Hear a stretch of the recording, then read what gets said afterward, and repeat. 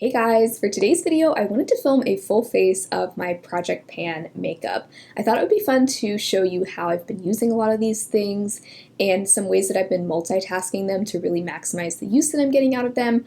Also, I haven't worn makeup in a few days because I think I had some kind of reaction to a sunscreen that I was testing, which I'll explain more about that in a minute, but because of that, I feel like I'm kind of behind, especially with my Project Pan stuff. I feel like I'm kind of behind in terms of progress because normally I like to wear makeup just about every day just so that I can really use all my products. I've also seen a few other Project Pan YouTubers do videos like this recently. Rebecca Morgan, Too Much Tosh, and then actually just this morning I saw Angela Bright post a similar Project Pan Get Ready With Me.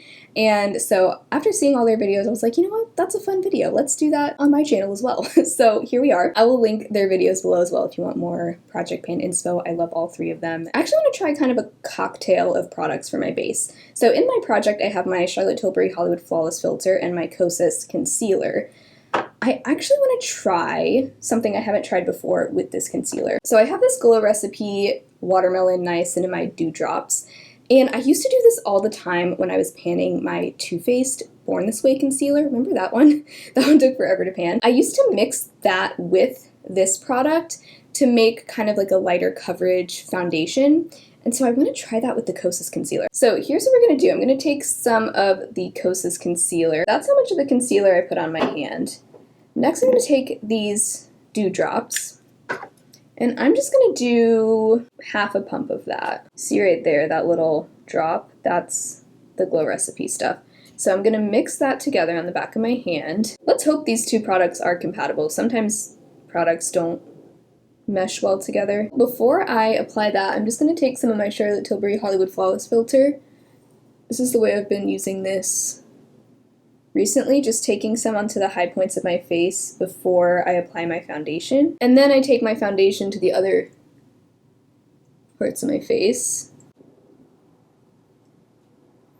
So anyway, my skin, I think, had a reaction to the sunscreen that I was testing the other day. It was the Benton Mineral Sunscreen. I applied it in the morning and it applied just fine. I don't think my face had any sort of reaction when I applied it, but as the day went on, my face, and especially this area right here, it started to kind of burn. Like, it felt really irritated and dry as well. Like, the sunscreen I felt like was kind of like drying up and like taking some of my skin with it, you know, like it was like sucking the moisture out of my skin, and I had all this flaky white skin on my chin. So anyway, at the end of the day, I washed my face. I probably should have washed it as soon as it started to feel irritated, but as I was doing my skincare that night, everything I put on my skin burned so badly. Like, my cleanser, which is a very gentle cleanser, burned.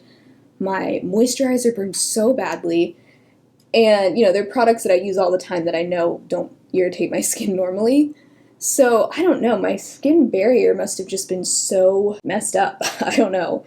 I don't know what happened. I'm guessing as of now that it was a reaction to that sunscreen because it was just the weirdest thing. I don't know. So I'm not going to use that sunscreen again unless that same thing happens again without the sunscreen. Then I'll know it wasn't caused by that sunscreen. But until then, I'm just going to assume that sunscreen is not good for my skin because, boy. And that was a few days ago. My skin is finally, it finally stopped burning. But now, like, I've applied moisturizer to my chin like 3 times today because it just kept looking so dry and the skin was peeling, and like I even was able to like actually peel some of the skin off. I know that sounds bad, but like I felt like I had no choice. I mean, the skin was practically falling off my skin this morning. So that was very weird, and that's why I haven't worn makeup in the last few days, because I was just like, makeup is not going to look good on top of this. But hopefully that doesn't look too bad. But it's weird because the rest of my face, like my cheeks, everywhere from here up, has been totally fine and normal. So I don't know. But that combination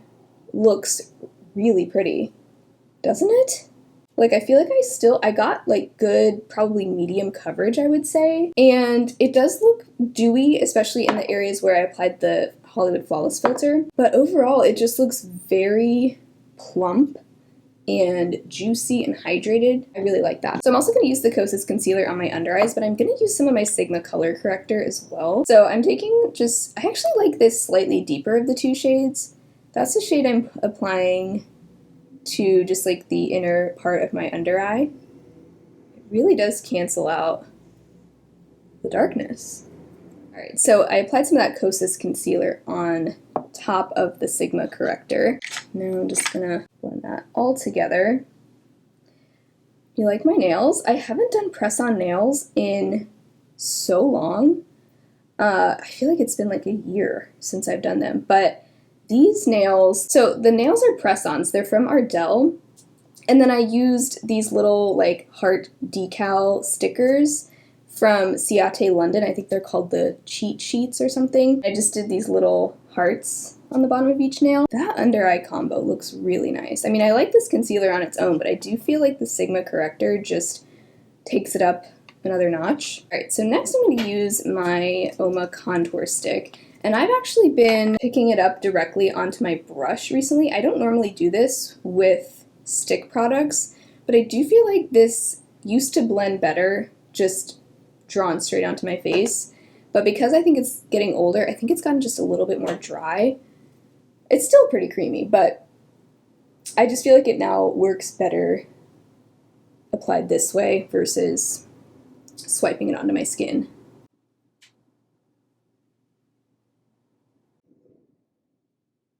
So I'm thinking this look is going to be very pink because I do have my Profusion Mauves palette that I rolled into my project, and as you can see, this is a very pink palette. That's going to be the eyeshadow that we use. And I have a few options for blush. I have my Milani cream blush that's in my project pan, and then I also have these two lip products that I've used as blush a few times. The Urban Decay lip pencil in Manic, which actually is a pretty similar color, I think, to the Milani blush. See there?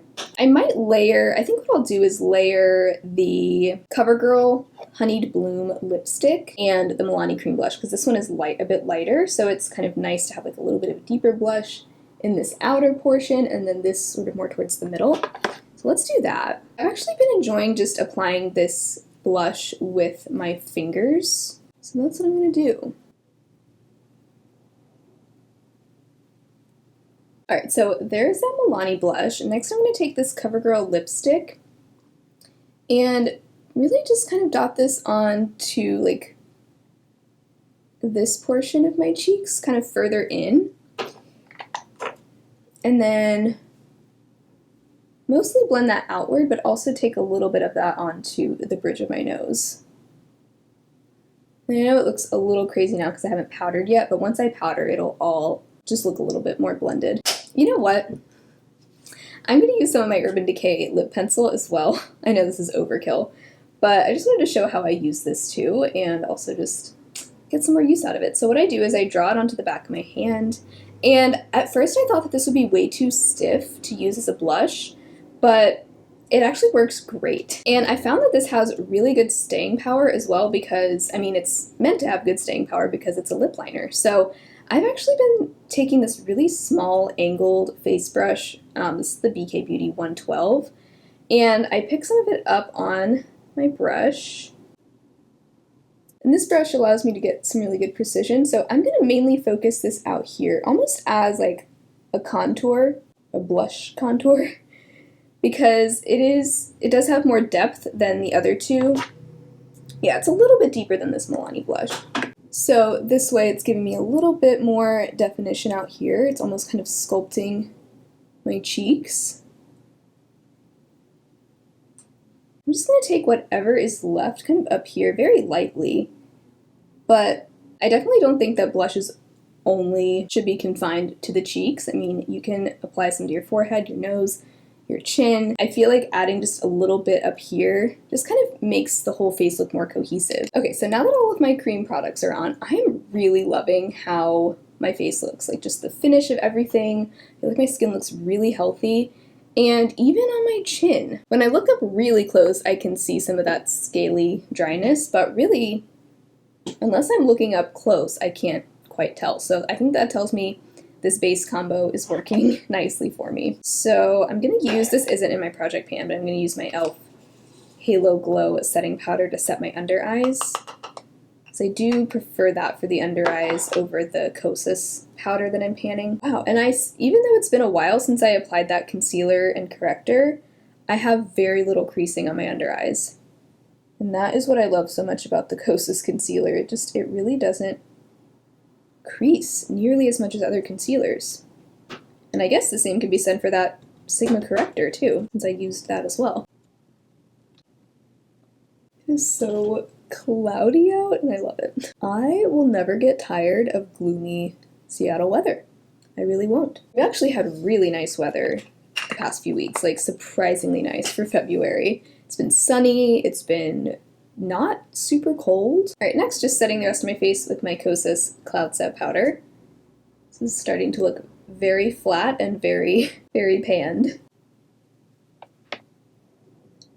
And see how now that I added that powder to my nose and kind of the sides right next to my nose, it made the whole blush look a lot more blended and natural. So I kind of like when I'm using cream blushes, I like to go a little bit heavy-handed because inevitably when I set my face with powder, the powder's going to kind of cover up some of the blush, so I'd rather put too much blush than have it get covered up and then not have enough.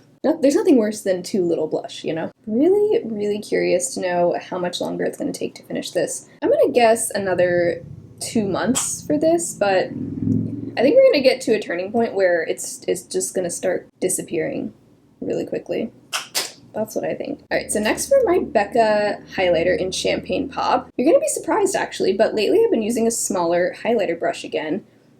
Normally I use a really fluffy one, but this is the Sigma High Cheekbone Highlighter, the F03. I've actually been liking that kind of more targeted highlight application, so I'll apply it with this brush, and then usually I will take my fluffy highlighter brush, which is this EcoTools Soft Highlight, and just kind of blend it out with that. So that way I kind of get the best of both worlds. I really like an intense highlight, and this way I'm able to get that really intense look, but I'm also making sure that it's blended and it's not just like in one little tiny stripe on my face. And I also like putting highlighter on my nose. I think as long as you don't put too much, it depends on your nose shape of course, but I kind of like it almost gives me kind of like a button nose sort of look. I think it's cute. The only place I really don't like to put highlighter is my forehead. I know I see some people putting highlighter like right here. I always feel like it just looks a little bit too textured on my forehead, so I try to avoid that area. But just to sort of tone down the nose highlight a little bit, I'm going to take my powder brush. I'm not picking up any more powder, but I'm just kind of tapping over that. There we go. Now it's looking a bit more subtle. I swear, I thought this CoverGirl Lid Lockup eyeshadow primer was almost done. But then I removed the stopper, and now there's so much left. Like, I do not even see an end in sight with this anymore. Not that I'm complaining. I mean, I'm glad that, you know, you get a really good bang for your buck with this. But I bought a new eyeshadow primer, like, in preparation for this running out, like, 2 months ago, and now I have at least 2 months more product left in here, so just like, why did I buy that new eyeshadow primer at all? I didn't need it. Alright, so I filled in my brows with the NYX Thick It Stick It Brow Gel, and next for my eyeshadow look, so we're going to use the Profusion Mauves palette. My goal with this is to just hit pan on one more shade, and then I'll roll this palette out of my project. I do already have pan in Opal, which I hit that pan last year. So really I'm actually thinking that Kindly is going to be the shade, this matte shade right here. I'm thinking that that's going to be the one I hit pan on next. That's what I'm predicting, because that one definitely has the biggest dip of any of the shades as far as I can tell. So I'm going to start out my look with that shade. I definitely want to focus on the shades that I think I could hit pan on, and that is one of the shades that I use most often when I use this palette, because it just works great as like a rosy crease shade. It's one of my favorite types of crease shades, honestly. Alright, so we have that shade all over my crease. Also built up a little bit in the outer corners. Alright, then I'm going to take some of this shade Lovesick. I like this shade, but it is one of those mattes that has glitter in it. All the other matte shades in here are fully matte, but this shade, you can see it has like glitter flecks in it, which I don't love. I don't understand why brands do that, honestly. It just seems Like, wouldn't it be cheaper to just leave out the glitter? You would think.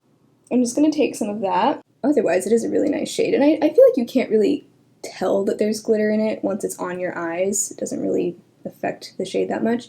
But I'm just using that on a smaller crease brush to just add a little bit more depth to my crease. A little bit more of like a shadow there.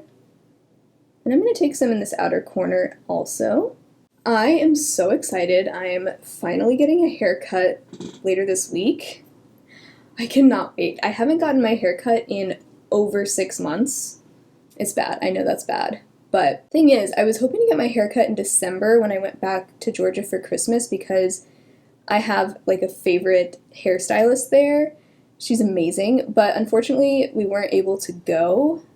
There just wasn't enough time in the trip. I've just been sad that I couldn't go see her, but it has just been way too long. Like, it's gotten ridiculous. My hair is the longest it's been in probably 6 years or more. Like, I think the last time my hair was this long was like 2016. Wait, oh my gosh, you guys, I just noticed, I think we have the tiniest, like the world's tiniest pan in Kindly right now. Do you see that? I don't even know if you can tell. It is like almost undetectable. It's right there. I don't know if you can tell. All right, let me finish with this other shade. So yeah, I am 99.9% sure that that is a pan. Let me just, yep. See that? Okay, well that is so exciting. I was not expecting to hit pan while filming this video. Yeah, I thought I was at least like a few more uses away from hitting pan in this shade. All right, next I'm going to take some of Explode, which is this almost like rusty red sort of color. This shade, this is like one of the only shades in this palette that's like a little bit sheer. It's definitely not as pigmented as some of the other mattes, but I don't really mind. I mean, it's still a really pretty color. Just kind of building that up here in my outer corner, this outer part of my lid. I just kind of like the sort of dusty, rusty look that I get when I pair this shade with some of the other like dusty mauves. Dusty, rusty eye look, the latest TikTok trend. Like, this eye is getting a little messy, but what are you gonna do? I'm actually gonna use my NYX glitter primer, mainly because I just want to remember to use this more often. I just feel like this product, it ends up getting forgotten about, even though it's an amazing product. I just gotten out of the habit of taking the extra step to use it. But this is really old. Like, it's also very hard to apply this with long nails. But this is really old. I really want to make a point to use this more. I don't know if I'll ever use this up, but I don't want it to keep sitting in my drawer being ignored. But anyway, as I was saying, I'm very excited to get my hair cut because since I haven't gotten it cut in like 6 months, I have a lot of split ends and it's just very ready to be cut. I think I'm going to get a good few inches cut off. I'm not going to get it super short, but like probably like a little past my shoulders is what I'll do. So I'm going in now with the shade Persona here on my finger. I'm going very pink today. But I just ordered some color depositing hair masks from Overtone because I recently got the urge to color my hair. I've never really been that into coloring my hair. I've actually never dyed my hair. I have tried color depositing conditioners before from Moroccan Oil, but I didn't have the best luck with those. They just didn't really deposit much color. I think I did the brown one and the rose gold. The rose gold did almost nothing. And the brown, I don't know, it just didn't look very good. But anyway, I ordered 2 colors from Overtone, 2 of their like color depositing hair masks, and I'm gonna mix them together. I was gonna say what they were, but now I kind of want to keep it a surprise, mainly because I just don't want to overthink it myself and then like back out of doing it. But yeah, I'm really excited. So let's hope that goes well. And that's all I'm gonna say right now.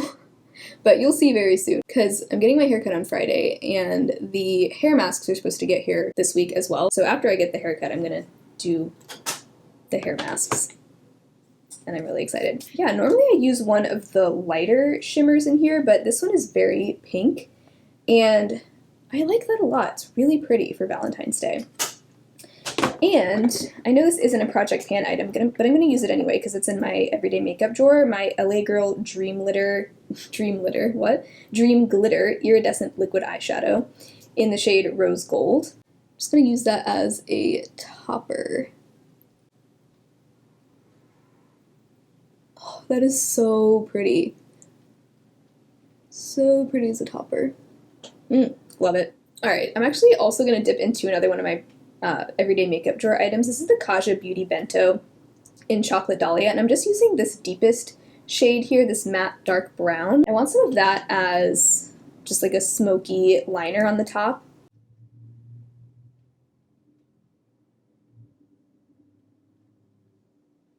Alright, so there's that. Got a little messy out here, so I'm just going to take some of my face powder and clean up.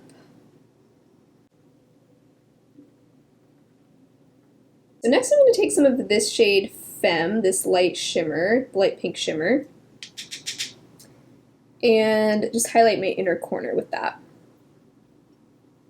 Okay, so I just applied some mascara off camera. I just used the Essence Bye Bye Panda Eyes. And next for the lips. So I have 3 lip products in my project right now, a lip liner, a lipstick, both of which we've already used, and then a lip gloss, the Nude by Nature Gloss in Tea Rose. But I also want to try this Milani Cream Blush as a lip product because I don't think I've ever done that before, and I just want to see how it works. So I'm going to start with this Urban Decay lip pencil. I'm actually going to sharpen it because, as you can see, it kind of needs it. Really, if you want to use up a lip liner quickly, use it as a blush because it goes fast. Like, you'll pretty much have to sharpen it between every use. If you have like a lot of lip liners, maybe you don't like them, or like the color on your lips, this is a great way to use them up. I like this lip liner on my lips. It's just not a color that I wear all the time, but luckily it goes really well with pretty much all of my other products here. So, and especially goes well with the Profusion palette. I'm just going to line my lips with that.